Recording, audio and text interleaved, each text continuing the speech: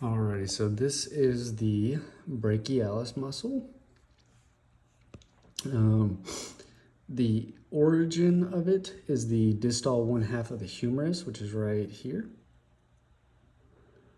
It's on the anterior surface of the humerus, by the way. And then insertion, you can see it right here. Inserts onto the coronoid process. Oof. And the tuberosity of the ulna.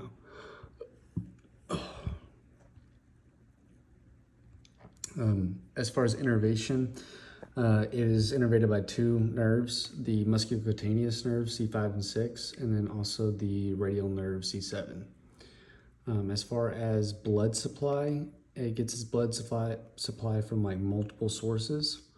One of those sources being the brachial artery, and then another one is the radial recurrent artery, and then sometimes, not all the time, but sometimes it does get some blood supply from the superior and inferior ulnar collateral arteries.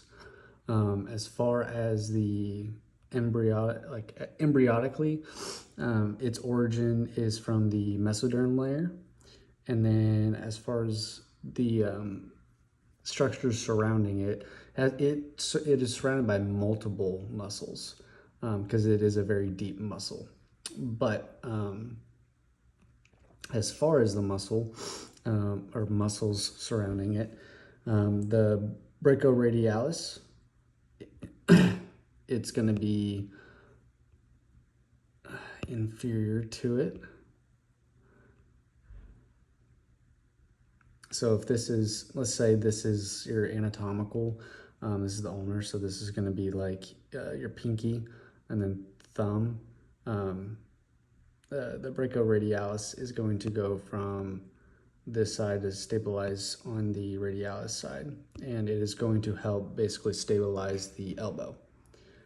As far as the, another one is the coracobrachialis.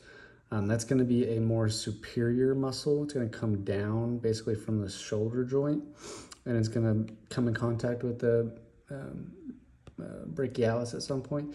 But its main job is to move the humerus kind of like towards the torso. If you can see my reflection, it's kind of like this. That's what the coracobrachialis does. And then, excuse me. Lastly, the biceps brachii, or brachii, however you pronounce it. Basically, that's going to be a superficial, that's two muscles, but they're going to be superficial to the brachialis. It's going to have the same action as the brachialis. It's going to help flex the arm at the elbow. But a little known fact is actually the brachialis is the strongest flexor muscle for the elbow, or at the elbow. Reason why a lot of people don't know that or realize that is because it actually is also the deepest muscle, so it kind of doesn't get its light, in a sense, doesn't get talked about that much. But yeah, so here is the brachialis.